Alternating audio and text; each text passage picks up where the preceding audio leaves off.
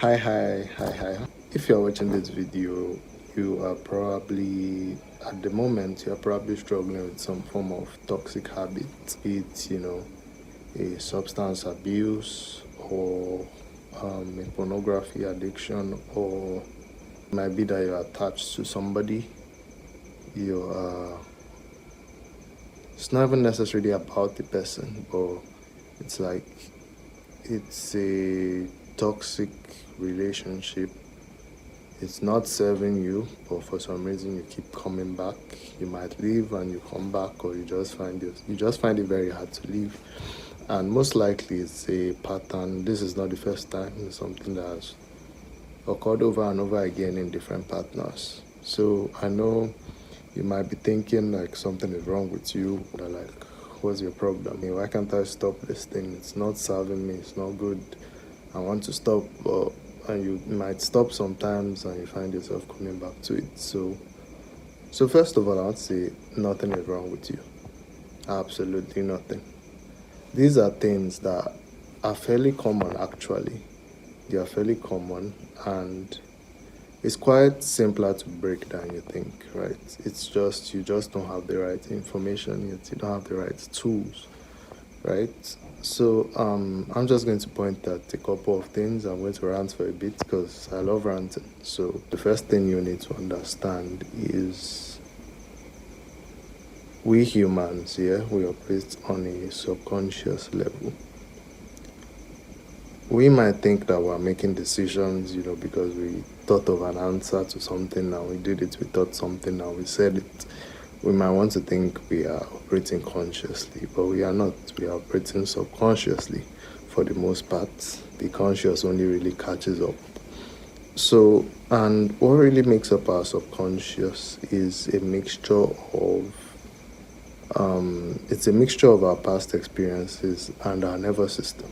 What you've lived through, the traumas, the the negative and positive experiences, and just the way you talk to yourself on a daily basis. That's what makes up the subconscious. Now, thing is, we are we are humans, we are emotional beings. You might watch some stupid or this red pill content going around where they'll say, yeah, women are emotional. Well, not that it's wrong, but it's wrong. It's not. Women are not emotional. Humans are emotional. We just really express it in different ways. If you're a guy, you will express it in a masculine way, and if you're a female, you express it in a feminine way. And of course, everybody has a mix of the feminine and masculine emotion. I'm going to make a video about that later on, but the point is, we are emotional beings. Really, if you look at what is emotion is energy in motion, right? That's simply it. Without emotions, as human beings, we will collectively just sit, rot, and cease to exist. Because really, if you look at it, imagine us humans without emotions. You don't feel the need to connect. You don't feel the need to achieve something greater. You don't feel the need for validation. You don't feel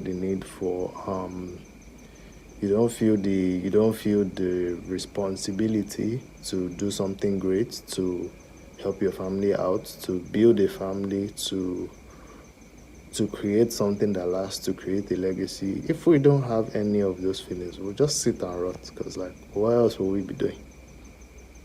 What else, really?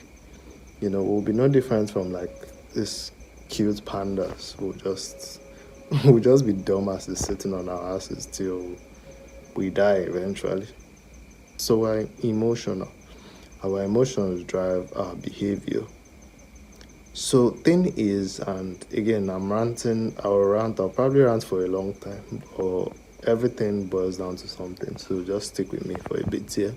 We being emotional, a lot of, as I said before, a lot of our thought patterns, a lot of our decisions are made in the subconscious before we make them consciously. So thing is, if you have some sort of pattern, drug use, being with toxic and when I say relationships, I don't even only mean a romantic setting. It might be a friendship setting too, right? It might even be with a toxic parent, right? Because like, maybe you have that friend group who always makes you the butt of the joke, but you're still there every other day and you're laughing at the jokes at your expense, even though inside you don't actually find them funny and it's hurting, but for whatever reason you're still in it. These are subconscious things, and every single time you indulge in said behaviors, there's a need being met, whether you know it or not, right? There's a need being met. It might be that you've had maybe you grew up with a toxic parents in the past, so being raised like that, that's what your nervous system is used to chaos. Is used to chaos. So when you now go into the dating world and you're dating, you outsource chaos without actually knowing it. You might tell yourself, oh, I want someone who is caring and cares about me and this and that and that, and say all the stories, but at the end of the day, you always end up going for toxic people. You are not consciously trying to do that, but the thing is, a part of your subconscious is used to that chaos. And with anything, right, the ego, the human ego, when I say ego, I don't necessarily mean pride. The ego is like your being, it's like your body's sense of self, basically. And it only really has one job, which is to keep you safe. No, sorry, not to keep you safe. It's to keep you feeling safe. Yeah, that's what I'm looking for. It's to keep you feeling safe, regardless of whether you're actually safe or not. So the thing is with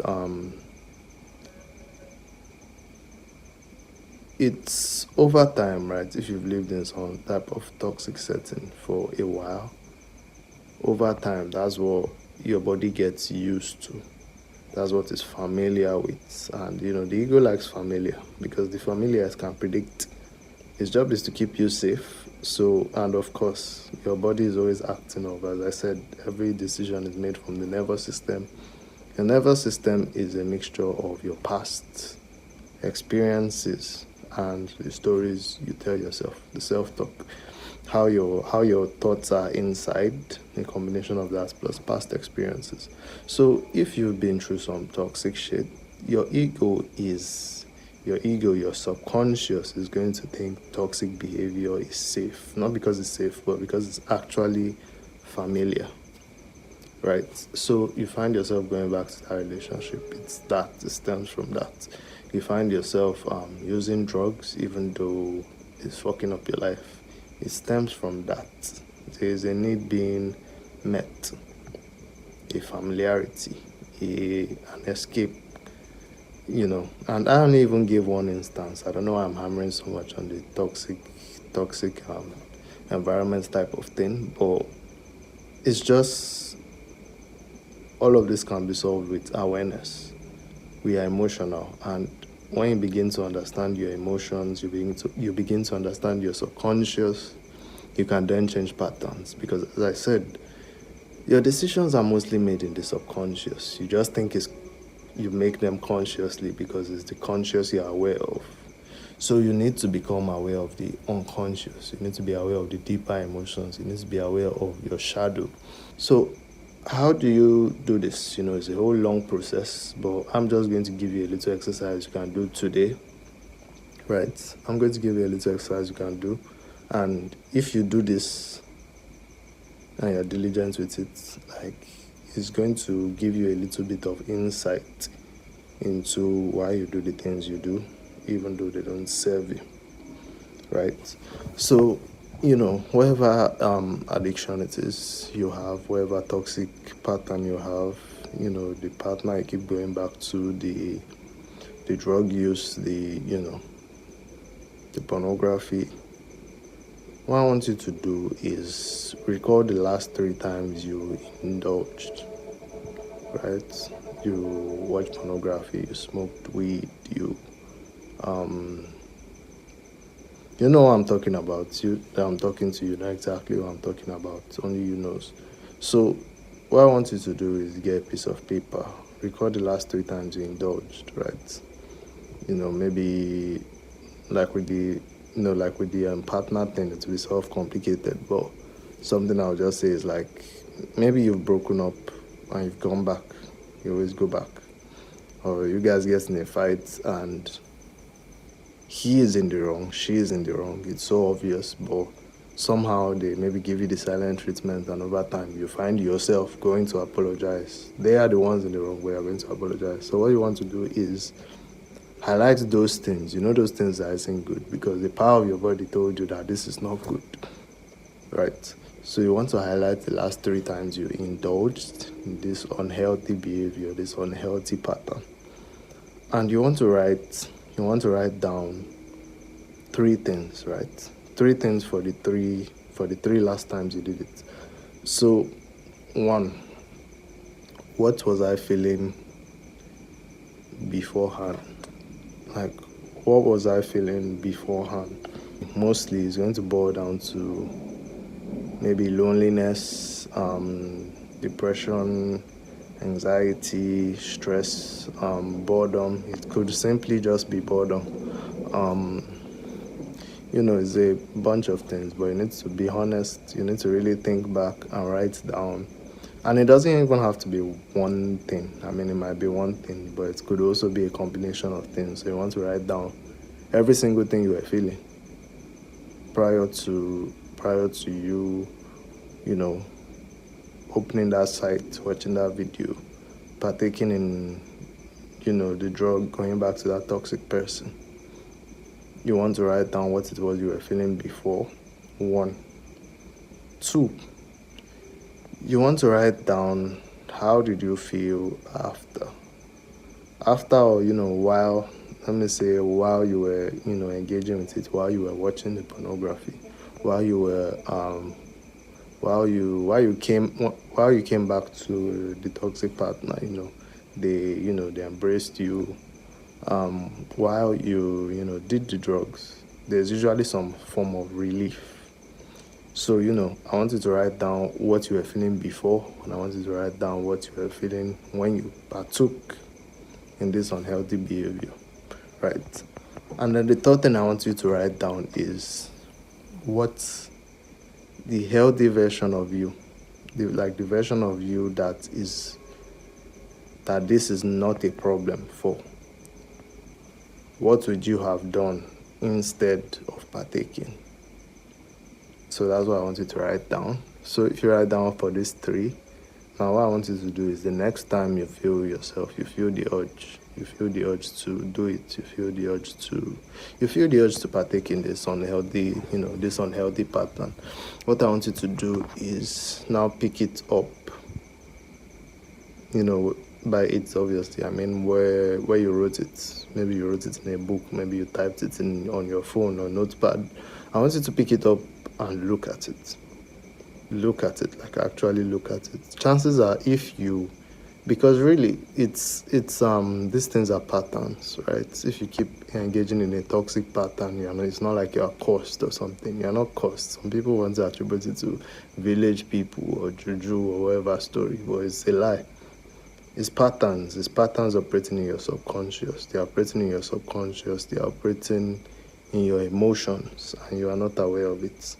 So this exercise is meant to bring it to your conscious. When you bring consciousness to unconscious patterns, they don't really have power over you anymore. Not to the same degree anyway. The reason why they have so much power over you in the first place is because you are not aware of it. Better the enemy than the friend you don't know is an enemy. Or how do they say that thing? So it's like, if you bring consciousness to this thing, the purpose of this exercise is to bring it to your consciousness, such that the next time you are feeling the urge, like with pornography, for example, now you want to watch pornography. And if you answered and you answered truthfully, you wrote down the right thing, you are going to, even writing it down, you're already going to see a pattern, right? So now you are having the urge again. You now pick up the notebook and you're looking at it. So you are looking at this pattern that has occurred the last 3 times and it's about to happen again. You are saying that it's this exact same feelings that have come up, that are coming up again. Okay, so the last 3 times, on the 16th of June, on the 19th of June, and on the 24th of June, I felt bored, I felt lonely, and I watched pornography. Now on the 30th of June, I'm feeling lonely again, and I'm about to watch pornography. By the time it can become that conscious to you, by the time it can be that clear to you, it's going to have less power over you. And of course, you've also written down what the healthy version of yourself will do instead. You can just go do that. So yeah, that's the exercise for you. Again, just to say, these issues are more common than you think, and really the solution is just awareness. It's awareness, it's consciousness, it's presence, it's being aware of what is in the shadow. It's being aware of the emotions driving you, what's in the shadow, the things you are not yet conscious of. The moment you can do that, these things lose power over you. You don't have a problem, you're not cursed, none of that. So yeah, I hope this video spoke to you. If it resonated with you, you can like the video, you can subscribe. I'll be making more videos like this. And yeah, I wish you luck. See you in the next video.